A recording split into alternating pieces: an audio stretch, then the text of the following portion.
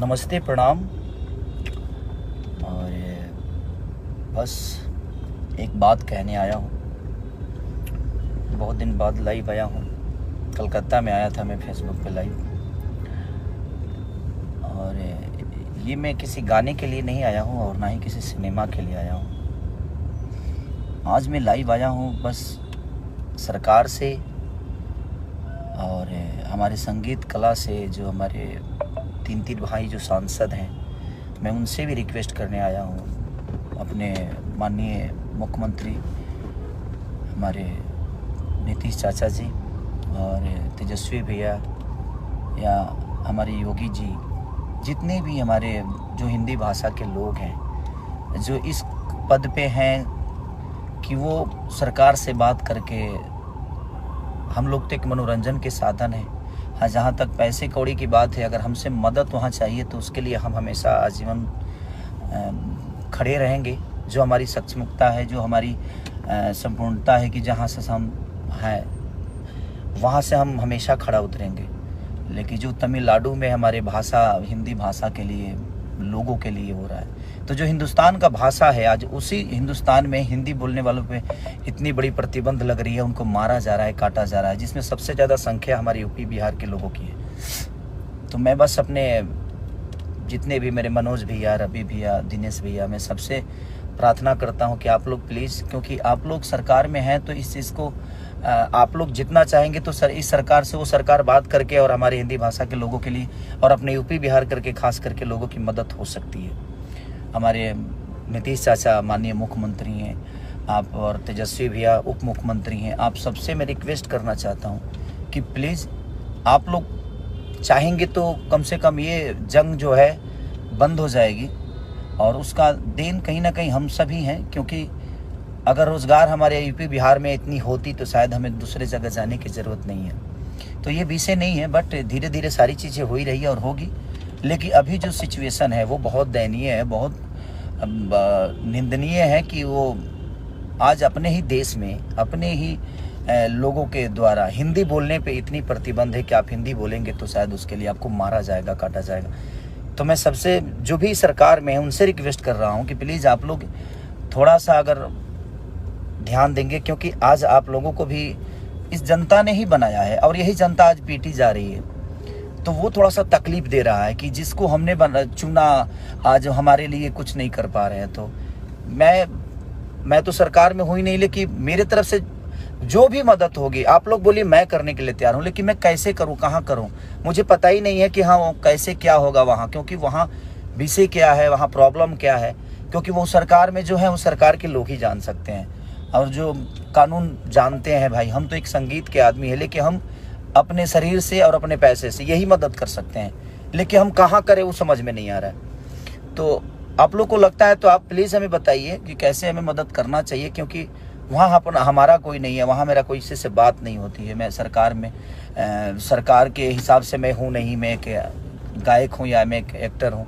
तो एक एक्टर के तौर पर मेरी पहुँच जो है वो संगीत तक ही है। और हाँ, बिहार में चीज़ें होती, यूपी में होती तो मैं समझ सकता था कि वहाँ पे मेरे अपने लोग हैं और वहाँ मैं अपनी चीज़ों को पहुँचा सकता था, लोगों का हेल्प कर सकता था। इनकेस की दिल्ली तक, दिल्ली, कलकत्ता, यहाँ भी लोग हमारे अपने हैं, मुंबई हैं, तो जहाँ पे हैं वहाँ पे हम सक्षम हैं, जो वहाँ पे किसी की मदद मुझे नहीं लेनी पड़ेगी। लेकिन जहाँ पे मेरे लोग नहीं हैं, जहाँ पे हम कभी गए नहीं, तो तमिलनाडु में जो भी चीज़ें हो रही है, मैं सरकार से रिक्वेस्ट कर रहा हूँ, अपने बिहार सरकार से, यूपी के सरकार से, कि प्लीज़ आप लोग थोड़ा सा आगे आकर अब उन भाइयों का रक्षा प्लीज़ आप सब करिए। और हमसे भी जो हो सकता है आप हमें गाइड करिए, हम करने के लिए तैयार हैं, क्योंकि जिन्होंने हमें भी बनाया और आप सबको भी बनाया, ये सरकार अगर बनी है, चाहे यूपी की सरकार हो या बिहार की हो, ये कहीं ना कहीं हमारी जनता के बदौलत बनी है। उन्होंने आप सबको चुना और आज वही पीटे जा रहे हैं और अपने ही देश में पीटे जा रहे हैं।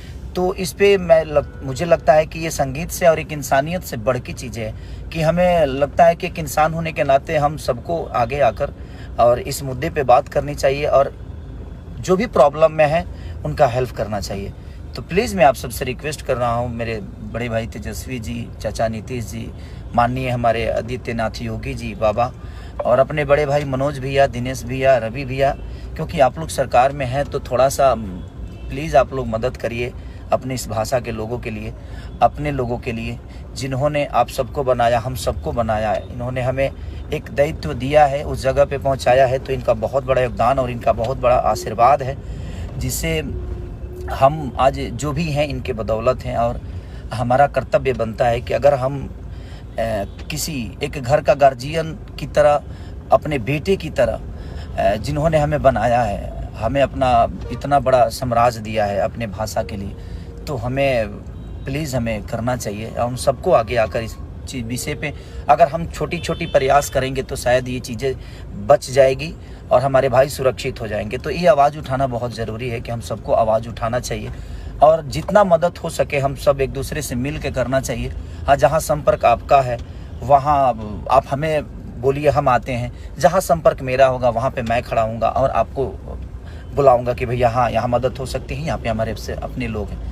तो मेरा ऐसा कुछ है ही नहीं वहाँ पे। तो मैं प्लीज़ जिसका भी संबंध है प्लीज़ आप लोग बताइए ताकि हम मदद कर सकें। हमसे जितना हो सकता है मैं कोशिश करूँगा। और मैं अपने सारे भाइयों से कहना चाहता हूँ जो इस कद पे हैं, पद पे हैं, जो इस चीज़ को समझ सकते हैं और जो वहाँ तक अपनी बातें पहुँचा सकते हैं, वो डायरेक्ट सरकार से बात कर सकते हैं, क्योंकि उनकी वो क्षमता है। हमारी क्षमता तो वो नहीं है कि मैं सरकार से डायरेक्ट बात करूँ।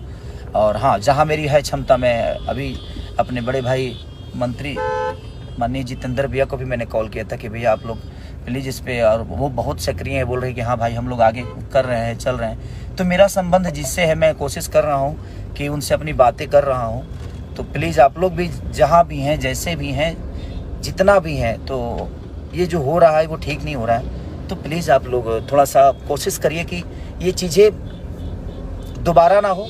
और अपने देश में रह के भी अगर अपने भाषा के बोलने पे प्रॉब्लम है तो फिर उसके लिए मैं क्या बोलूँ, कैसे बोलूँ, राजनीति मुद्दा है क्या है नहीं पता मुझे, लेकिन मानसिकता कितनी घटिया है जो अपने राज्य में भी, अपने देश में भी हम अपनी चीज़ों को नहीं बोल सकते। अब हम बिहार में रह के भोजपुरी नहीं बोलेंगे तो क्या बोलेंगे भाई, हमारा राज्य है वो।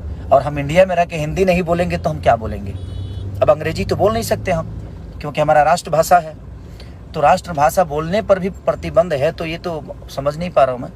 बट अब क्या है मुद्दा नहीं पता मुझे, ये मुद्दा क्यों उठा है, बट मुझे दुख हो रहा है। मैं दो दिन से देख रहा हूँ ये मुद्दा को कि हो सकता है सुलझ जाए, लेकिन मुझे लगा कि नहीं, मुझे बोलना ज़रूर चाहिए, ताकि हम सब मिलकर बोलेंगे, हम सब मिलकर कहेंगे तो शायद ये बातें लोगों तक पहुँचे और बड़ी लोगों तक पहुँचे, और पहुँचेगी तो शायद इस पर जल्दी एक्शन होगा। तो प्लीज़ मैं सबसे रिक्वेस्ट करना चाहता हूँ, जो भी हमारे मुख्यमंत्री हैं बिहार के, यूपी के, सबको मैं बोलना चाहता हूँ कि प्लीज़ आप लोग ज़रूर इस पर, ये सीरियस है और ये सीरियस है और ये बहुत ज़रूरी है कि जब हमारे लोग ही नहीं रहेंगे तो हम कहाँ रहेंगे। तो पहले उनको बचाना बहुत ज़रूरी है। थैंक यू सो मच कि आप, और जो भी है आप प्लीज़ शेयर करिए ताकि ये चीज़ें बाकी लोगों तक पहुँचे, और पहुँचे तो शायद इस पे एक्शन बहुत जल्दी ले। Thank you so much.